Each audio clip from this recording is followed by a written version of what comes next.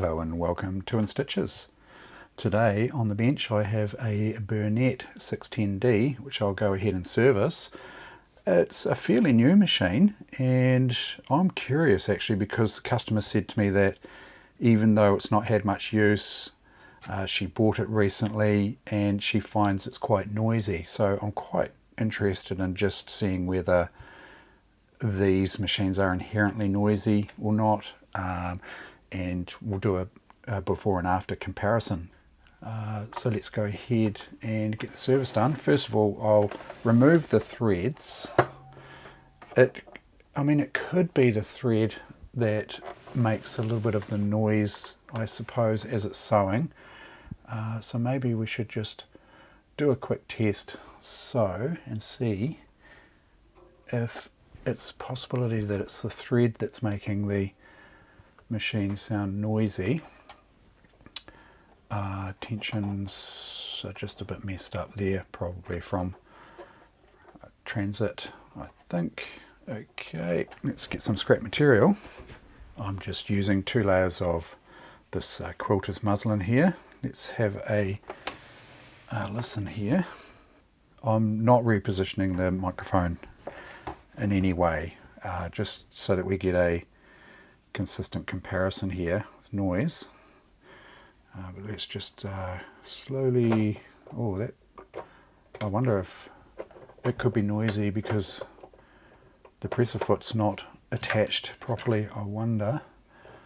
Let's just tighten that up.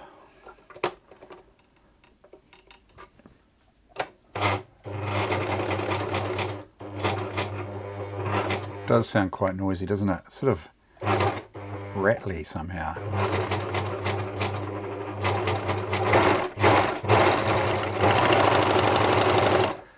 I'll run it at full speed as well, just for a comparison. Let's just gun it down here.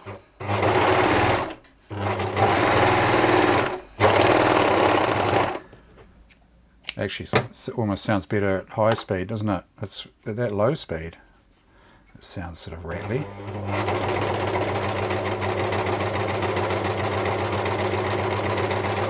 Yeah. Alright, I'll just unthread the machine here.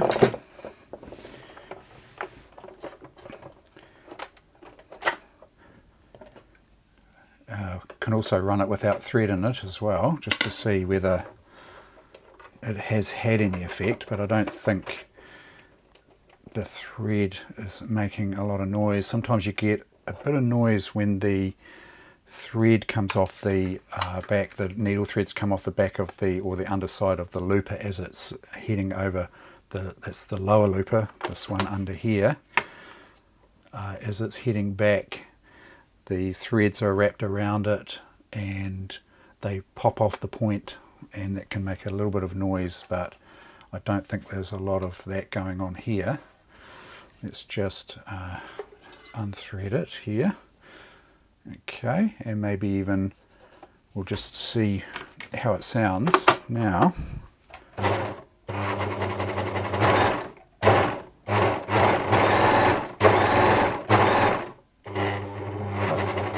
I think it's more maybe that low speed there.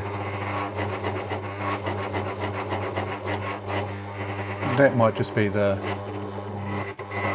motor more than anything.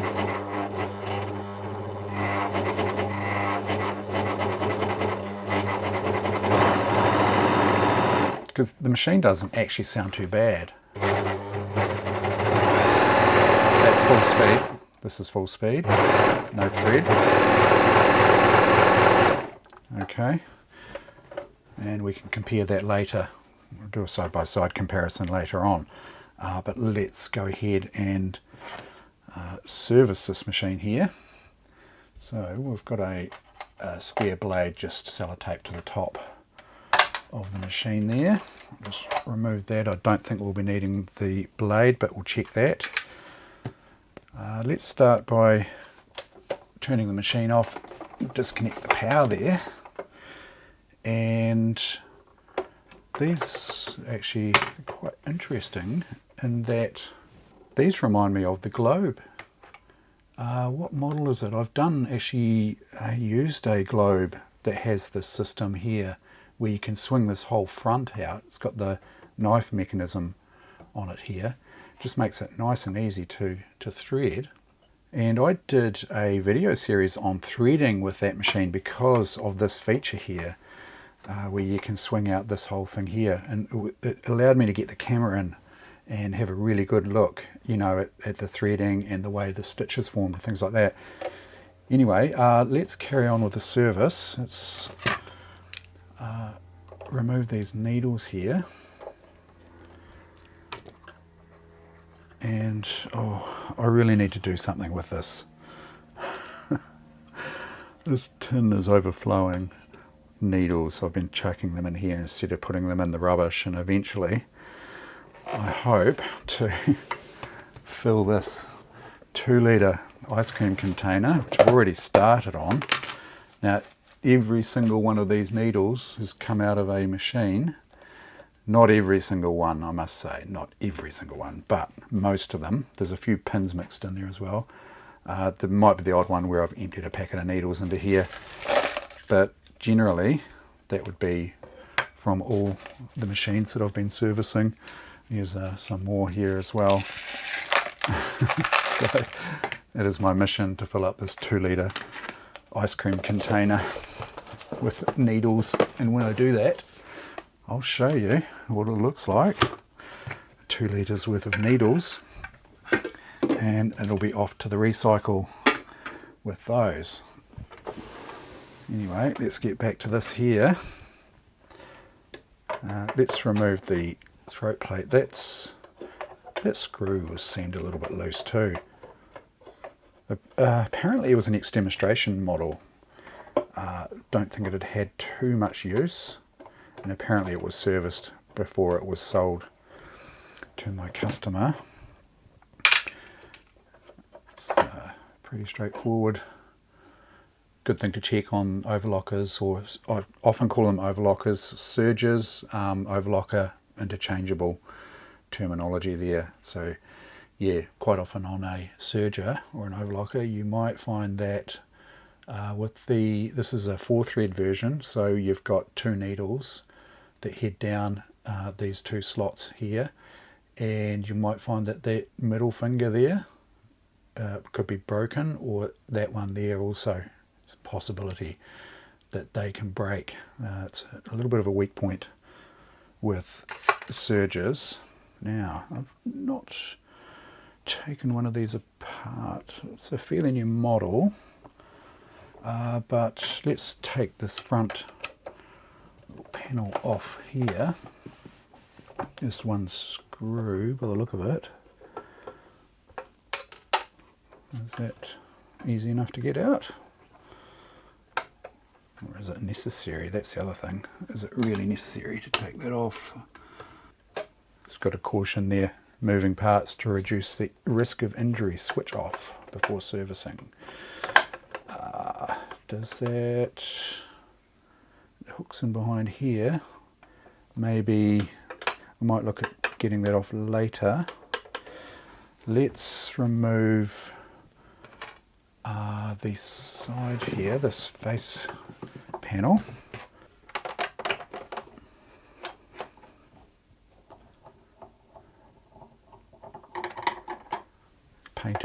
They've painted the screw white. It's looking pretty clean in here actually. I don't think that servicing this machine is really going to make much difference to the sound there. Let's maybe just, yeah, that side panel. The back, 2 screws, one there, is it 2? No, just 1 screw, just there. There.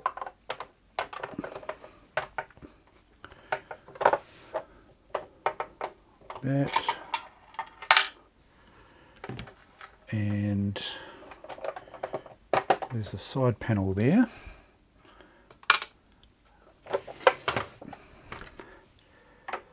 Two screws on the right hand side panel by the look of that. There.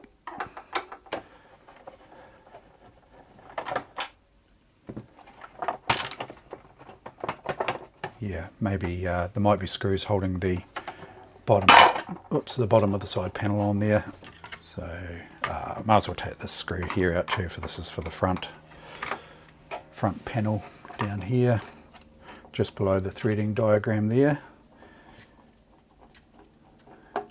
Possibly one here. Not sure if I had to take this out. Let's have a look. That's just holding a thread guide on there.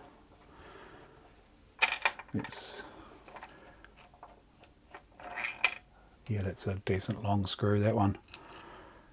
And let's get that one out of there. Probably would pay to take the base off as a matter of course. Anyway, made in Vietnam. I think, aren't all the Bernettes made in Vietnam now? I think they might be. No longer made in Switzerland. I guess it's just too expensive, eh?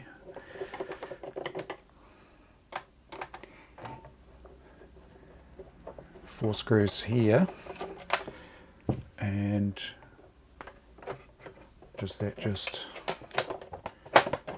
we do have to take the base feet off here as well. Just those four there. I can see remnants of oil on the base here. Must have dripped out of the machine. So last one there, that base should come off. Yeah, a little bit of oil there. That's no problem. That'll just either be from the factory or from when it was last serviced, you know, possible that it's been serviced. Right, I mean, it's looking really clean in here. It's, as I say, I think it's hardly had any use. So yeah, oh, there's the left panel has come off, the right panel come off nice and easily there. That rear panel is looking, oh, do I have to, seriously, do I have to take that mast off to get that rear panel off? It looks like it. That's not handy. Oh, really? Now, what have I got to do to get that off? There are two screws mounting the mast on, but I can't get to them. From there, do I have to lift this up and over? Let's take the top off, I guess. These are painted screws as well. Yeah, these are just covers for the, oh no, that's part of this, is it? Oh yeah, just a cover there for, and there's this little retainer here. I'll just put that screw back in there so we don't lose the screw or the retainer there. And I'll get that next one off. Is that? Yeah, okay. We'll take all four of these out here. Is that? Yeah, the little top cover comes off. And now can this rear panel just lift? No, it can't. Maybe, oh yeah, here's the front panel. Do we have a screw holding this here? Oh, look at that. Flimsy little, is there something holding this here? Looks like it is. Oh yeah, probably the screw here, I would say. Looking at that, bulb might have to come out. Just well, get that bulb out. Makes it a bit easier to access that screw there. That one there.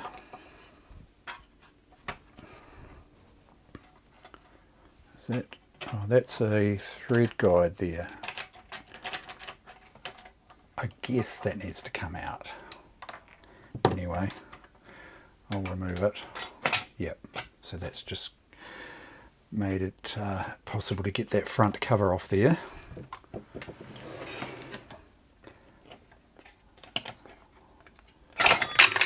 That one there with thread guide there. Okay, getting there now. Don't forget, I mustn't forget to put that back on as I put that front cover on. In fact, I'll put the guide with the cover. There's a small amount of lint here, just there as well. So it's had a little bit of use, not much. Do you have to take the mast off? Maybe you'd have to take a clip off the bottom or something. Yeah, it looks like that's the option. Looks like the best option is just to remove this little retainer here. I'll try not to stab myself in the process. Okay. C-clip, is that what they call them? C-clips and a washer. And that will allow me to remove that mast and back cover. Will it? Yep, there we go. One mast and back cover. Not so bad. Not so bad at all. Okay, now we can pretty much get to everything we really need to for the service. I'm just having a closer look at this here. I don't really think it's necessary to remove it. And the question is it easy enough to remove? I don't think. Maybe, I mean, this is loose. Maybe if I can separate those two, I don't know. See, I can get to the area and behind the plate. I don't actually think it's necessary to remove that. So yeah, as part of a service, you know, I would blow all of this out with a compressor, which I'll go and do off camera. It's just that my compressor is not in the room here with me. It's not very dirty at all, but some of the overlockers I see coming through are very, very full of lint.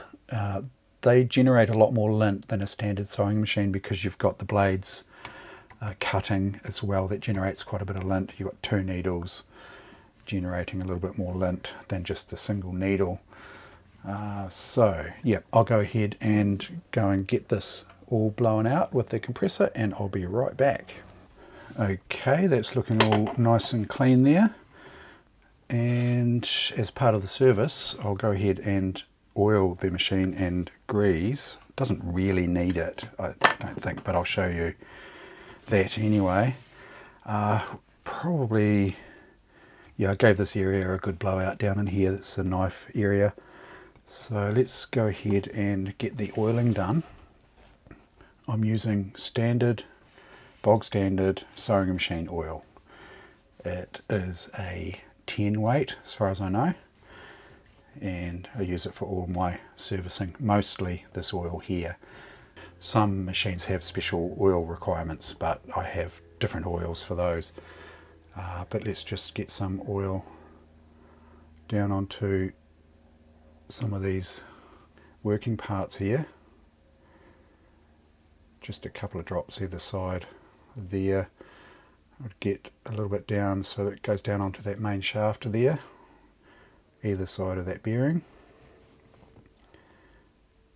Both sides here of this bearing here. Okay, just get you in closer here. This is a high wear point here, so definitely want to get oil onto this upper looper shaft here. that pivot point there, both sides there, also that pivot front and back there. I also oil this shaft down here, that's the lower looper drive there, and this is the knife drive unit there. Give that an oil. I'll just work my way, so I work my way along the front, and then let's have a look at the top section there. There's a bearing just here, that's the top shaft needle bar drive. Just get both sides of that one there. Go both sides of this here. That's the left hand bearing. Also these pivot points here, there, and the needle bar is again, that's another high wear point needle bar just here, that point there, and there's one at the top. Needle bar top bearing, get some oil on that. The tension release, these are the tension release. This bar here is the tension release. I don't really think it needs much, if any, oil, but why not? Just a little, tiny little drop. You don't want to go over oiling these machines. Now the knife mechanism here, that's this here is a pivot point down the bottom. I would oil that point there, and there'll be, is that it? Oh yeah. This shaft here, that shaft, oil that, both sides. Just get down under that spring there. There's another pivot here, just there, and I think there'll be another one.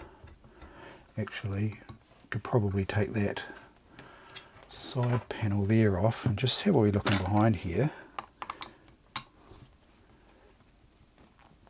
Let's see if there's a better access.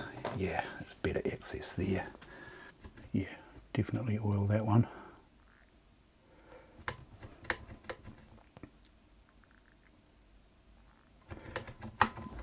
And probably on the other side of that as well. I'm just oiling the other side of that bearing there. Yep, that's pretty good. I think that's all it needs there. There's the pivot. Oh yep, this here could do with oiling. Why not?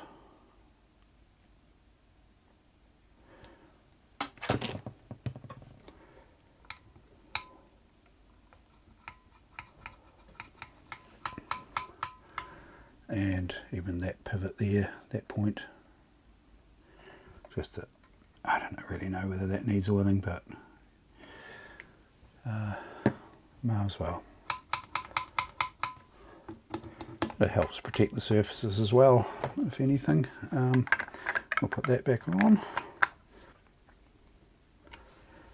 Right, as for the rest of it, I've just swung the machine around, so we're looking at it from behind here. And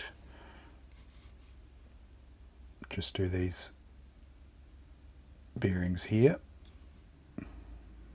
Just a bit of oil either side there. There's probably, that's a good point for grease down in here. We'll get that in a second. Just that main bearing there. Some oil there. These pivot points here. There's another pivot there, one there, another one down here. There's a slider there, which I'll grease. That shaft there, pivot. both sides, just like that. There's another one, top end here at the back, another pivot there for the needle bar drive, needs oiling there. Okay, the next part is tip the machine over and see what we can get to here. I would do these needle bar, looper drive, looper shaft bearings there, and there's another drive down here. That'll be knife drive there. Let's get a bit of oil onto there, and these here probably have had grease on them, although they look quite oily. I haven't oiled those. They look fairly oily, so I'll just go ahead and oil those for the looper drive pivots there. And that's pretty much it, I think. There's just that one, just this one for the back of the knife drive there. Get some oil down in there. Okay, and that's, I think, pretty much it for oiling. There's another point here that I like to do. That's these two bars here are independently driven. That's for the differential feed. This is the differential feed linkage here, and I think we'll find that these two slide against each other, these parts. So I like to just run oil down that point there where they rub against each other there. See, these bearings here, they've actually had grease on them. Probably when the machine was assembled, they would have greased them as they assembled them. It's pretty hard to get grease back into those bearings. I'll just show you what I mean about that. You know, you can get grease on the side there like that. You can get grease on, you know, in the general area, but I just don't think it's really going to work its way in to the bearing as such. You know, it might just on the outside there, maybe. It's hard to say. And you know, with oiling it does dilute the grease. I guess it could dilute the grease inside the bearing, but I mean, how are you gonna grease that properly? I mean, there's no real way to grease that properly without taking the these off. Let's just get a splodge of grease. Sorry, probably going to block the camera a little bit here. Just get some grease down into this area here, front and back.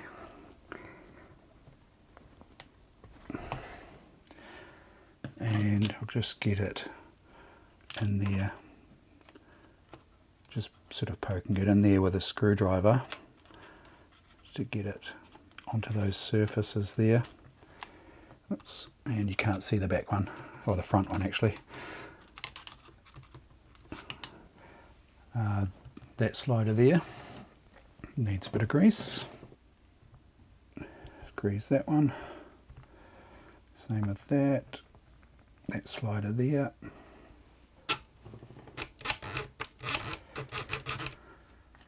That one. And I would also grease this here. Just that slide there.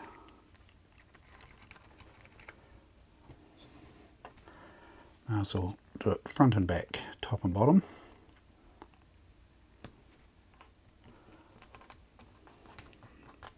There's another slider just here.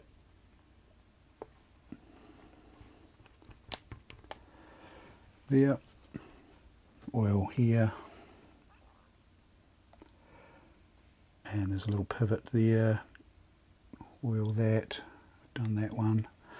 I think that's probably about it, apart from I don't think I oiled the lower footlift shaft there, or the lower bearing on the footlift shaft, the presser bar, sorry. And there's also grease to be put on here as well. It's, as I say, you know, this machine's pretty new. That's original factory grease, I would say, so I'll leave that. No point doing that, but if the machine's had a lot of use, I'd be greasing that.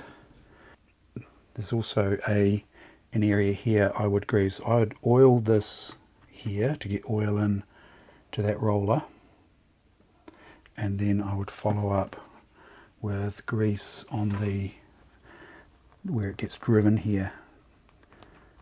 Just spread it around on that little fork there, top and bottom, and that's where that slides in there. That's a fairly high wear point, that one there. Just that there locates, this roller locates into here. Okay, and with that, I think that's everything lubricated there and ready to put back together. Just thinking I might as well put that screw back in there while I'm here. Is that? Yeah, that one there. Okay, and let's start by putting the back cover back on. Basically just the reverse process of the disassembly, and as part of a service I would always clean the machine within an inch of its life. Just giving that just a quick wipe down there. I give the machine a full wipe down after I've assembled the machine, because invariably, you know, I get dirty hands and it ends up making the machine a little bit dirty. Okay, so that's good there. We can put that screw back in there. I'm pretty sure that'll be absolutely fine to do now. That one there.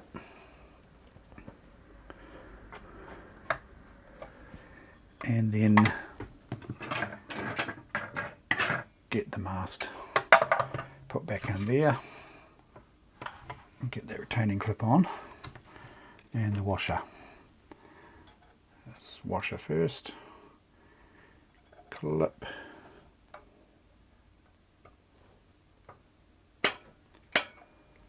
just like that, and then I think the front is going to be the next part, not forgetting the thread guide. So that actually needs a little bit of a clean, just a little bit of lint there. You can use a brush. I mean, if you don't have an air compressor, you could use a brush to, you know, brush out your machine.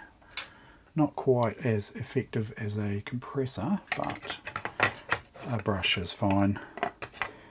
So, haven't forgotten anything, have I? Let's pop this back in here. Just need to get this installed here. Do I need to do that first? Is it going to be easier? Yeah, just sits there like that. It might be easier to do now.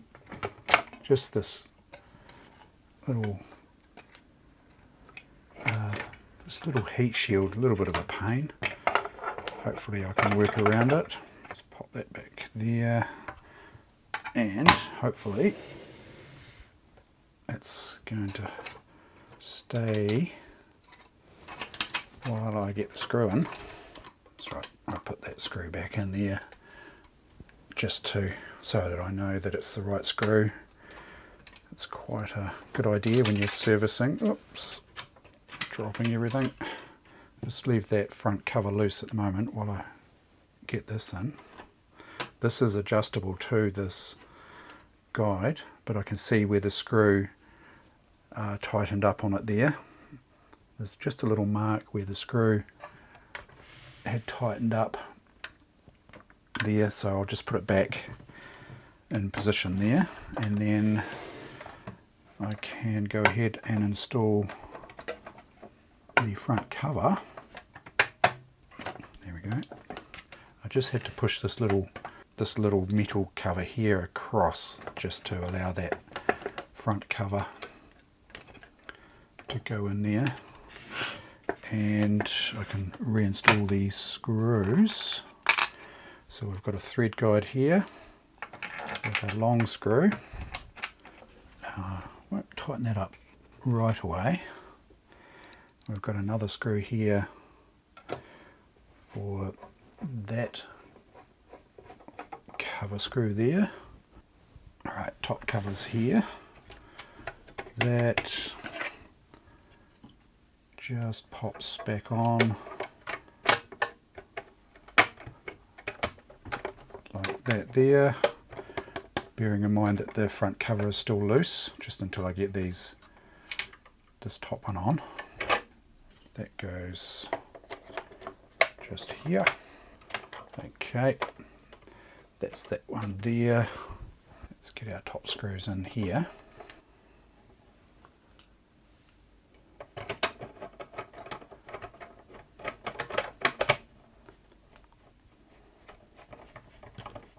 It's quite a good idea not to tighten everything down until you've got all your screws in, just so that you can realign the holes if need be.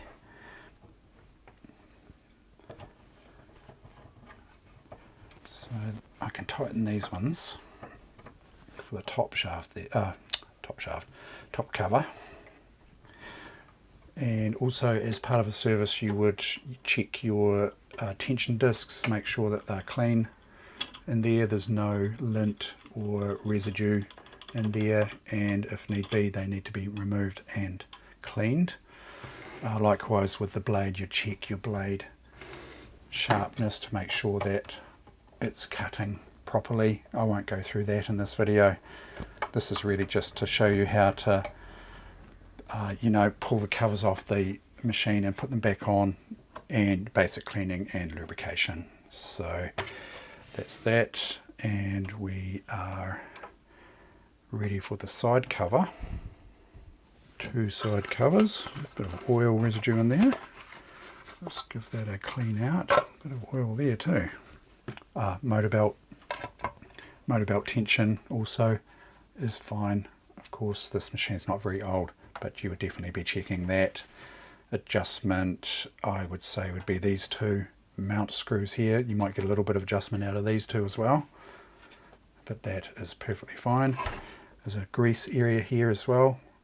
I would grease that if the machine's looking like it needs grease there, but that's looking fine. Let's get this one installed here, and once we get this machine back together, we can do a side-by-side comparison, noise comparison. I suspect it's not going to be much different, but who knows. Okay, this side cover here, a little bit of oil there. Give that a bit of a clean up. Looking pretty good there. And just pop that on.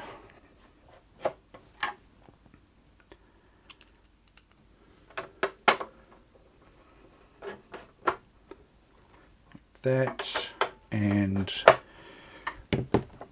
yep, that's looking good there, and I can go ahead and tighten these two front panel screws here as well. It's all set. Nice there. Face cover there. Put it the right way up will help.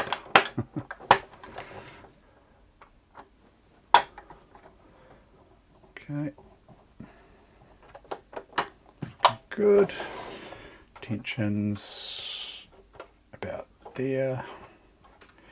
Okay. Just the base to put on there now.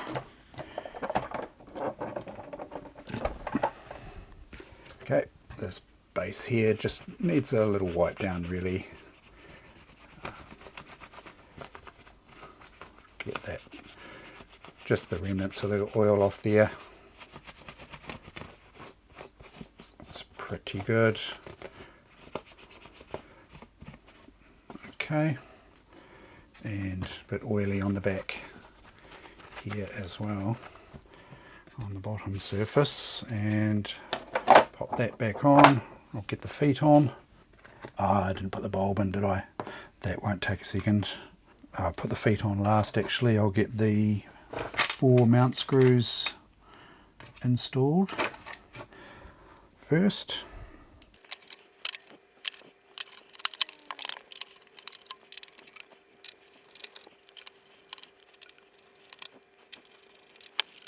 Just give that a wipe down there.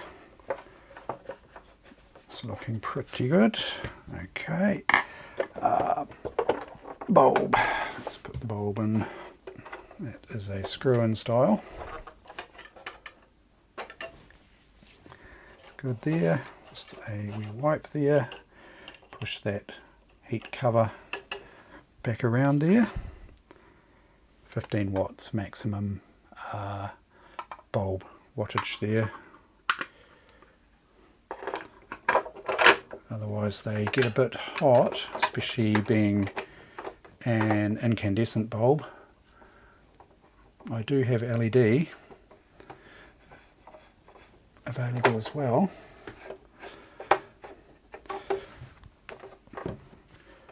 That's looking pretty good there.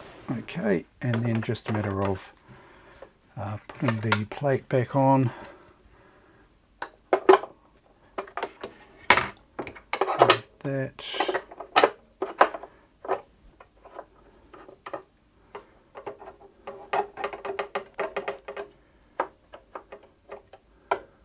Just seeing if there's a certain amount of movement available there. There is actually. I would be tempted to put the needles in. Just be careful when you're putting needles in that you don't touch the point of the needle onto any metal surface. It will blunten the needle. And of course, always start with brand new needles out of the packet. Don't reuse needles, and make sure you're getting brand new ones out of the packet.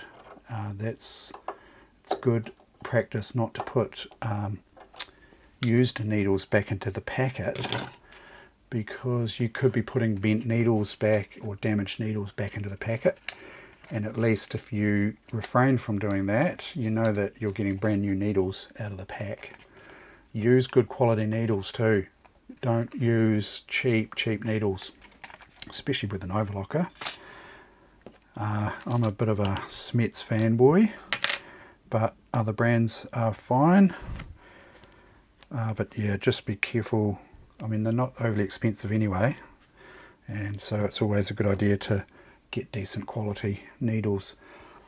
I'll just wind that needle bar down. Just got the needles in there. I just want to make sure that, you know, there's clearance here.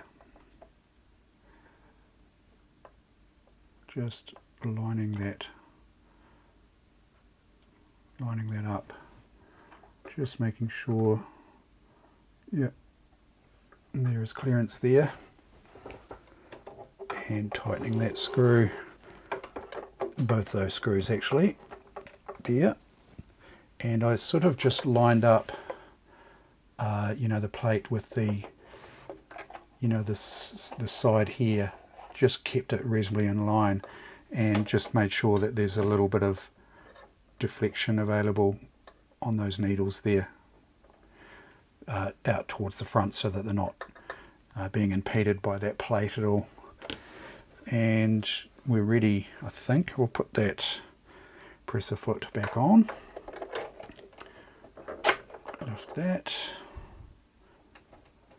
Quite a good idea to just get that in far enough that the screw will slide down the slot in the presser foot there, and then tighten that up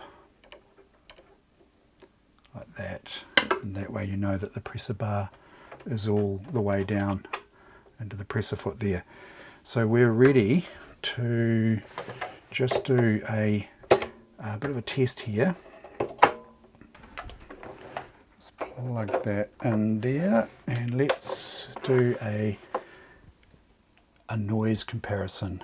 Okay, I'm sitting where I was before, so the microphone is the same distance away from the machine, and I'm probably not going to know whether this is any quieter or not until I do the editing. So I'll just do a quick go with this now.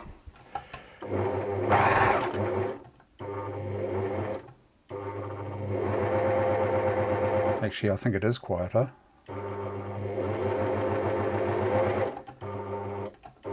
That low speed seems to be quieter. I'll do a quick rerun of the slow speed so that we can compare the slow speeds, and then I'll do the fast speeds. So I'll show you the pre-service slow speed now. I think it's more maybe that low speed there.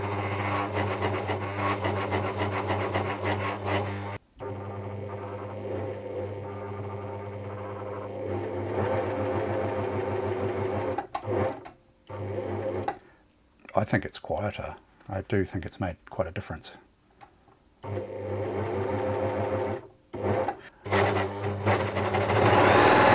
That's full speed. This is full speed. No thread.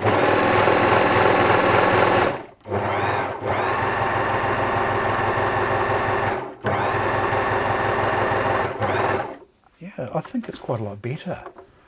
That surprises me because, as I said before, you know, apparently it hasn't been used much, and well, it was serviced before she bought it. But I think that has made a difference. I'll thread the machine up and come back and we'll do a comparison with the machine threaded as well. Okay, that's the machine all threaded up and set to go there. Let's do a comparison. So I'll compare the machine with the machine threaded and, you know, sewing a seam. I'll play you the pre-service clip now, and then straight after I'll play the after service clip. So here we go.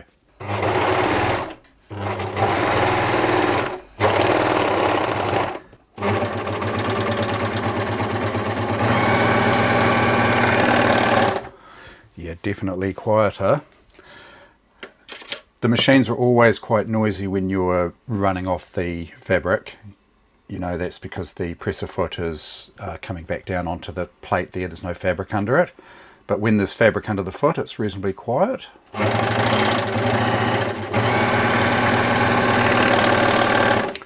Quite nice and smooth there. So yeah, I'm surprised actually that you know, it made that much of a difference, really, a service on a relatively new machine. Whether the machines had more use than, you know, what the customer sort of realizes, I don't know, but it's all running nicely there now, and it's sounding quite good. So yeah, quite surprising. Just shows you really that it's quite important to have your machines serviced regularly. It's quite a good idea to get them professionally serviced, or you can do it yourself if you know, you've got the tools to do it. Yeah, what do you need? I mean, you need a Phillips screwdriver, something to get that clip off for the thread mast there, something to put it back on, just a flat screwdriver probably to get it off, and a pair of pliers to put it back on again, oil, grease, pair of scissors, tweezers, you know, fairly common stuff, a brush maybe for cleaning, or compressed air if you've got it, or a little vacuum maybe could do the trick. So that's it for this one. I hope you found that helpful. As always, thank you very much to my patrons. Thank you for your support, and thank you very much for watching.